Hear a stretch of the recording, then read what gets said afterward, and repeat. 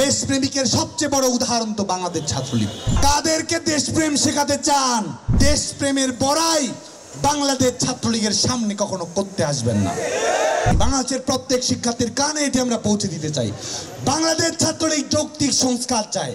যৌক্তিক সংস্কারের জন্য শিক্ষার্থীদেরকে আমরা সবচেয়ে গুরুত্বপূর্ণ মনে করেছি, সে কারণে তাদের মতামত চেয়েছি।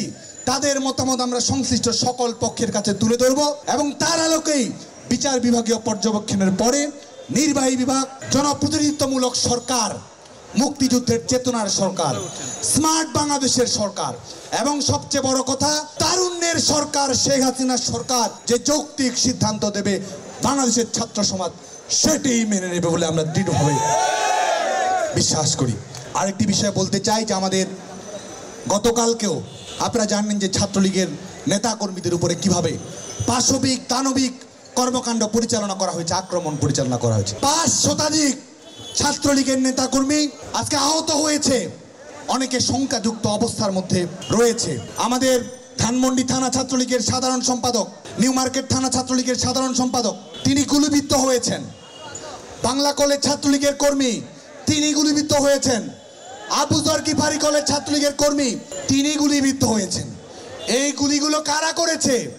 পলিটেকনিক ইনস্টিটিউট ছাত্রলীগের সভাপতি, তিনি গুলিবিদ্ধ হয়েছেন। কলাবাগান থানা ছাত্রলীগের সভাপতি, তিনি গুলিবিদ্ধ হয়েছেন। এই গুলিগুলো কারা করেছে? এই গুলিগুলো কি সাধারণ শিক্ষার্থী করেছে, শান্তিপূর্ণ আন্দোলনকারী করেছে, নাকি যারা করেছে তারা হচ্ছে রাজাকারের বিবির বাচ্চারা, সব শিবির? এবং এরাই আজকে সাধারণ শিক্ষার্থীদেরকে ব্যবহার করে বাংলাদেশ ছাত্রলীগের নেতাকর্মীদের উপর গুলি চালিয়েছে। শহীদুল্লাহ হল থেকে, ছাদ থেকে কিভাবে ফায়ার করা হয়েছে আমাদের গণমাধ্যমের বন্ধুরা সেটি অবগত হয়েছে।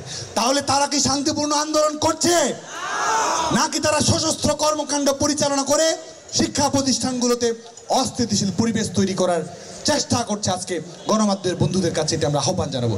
আপনারা হসপিটালগুলোতে খবর নেন ছাত্রলীগের কতজন কর্মী আহত হয়েছে। আহত হওয়ার পরেও দেশের স্বার্থে বাংলাদেশ ছাত্রলীগ দায়িত্বশীল আচরণ করার চেষ্টা করছে, উস্কানি এড়ানোর চেষ্টা করেছে। বড় বড় কথা বলছেন, যে কোনো যৌক্তিক দাবিকে তো আমরা সমর্থন করি। দেশপ্রেমিকের সবচেয়ে বড় উদাহরণ তো বাংলাদেশ ছাত্রলীগ। চাকরি পাওয়ার জন্য তো আর আমরা দেশের গণতন্ত্রের জন্য কখনো, স্বাধীনতার জন্য কখনো, এদেশের মানুষের মুক্তির আন্দোলনের জন্য যখন আমরা আন্দোলন করেছি, কোনো কিছুর হিসেব করেছি? ক্যারিয়ারের কথা ভেবেছি? কাদেরকে দেশপ্রেম শেখাতে চান, কাদেরকে অধিকারের কথা বলেন? সবার অধিকারের জন্যই তো বাংলাদেশ ছাত্রলীগ যুগে যুগে জীবন দিয়েছে।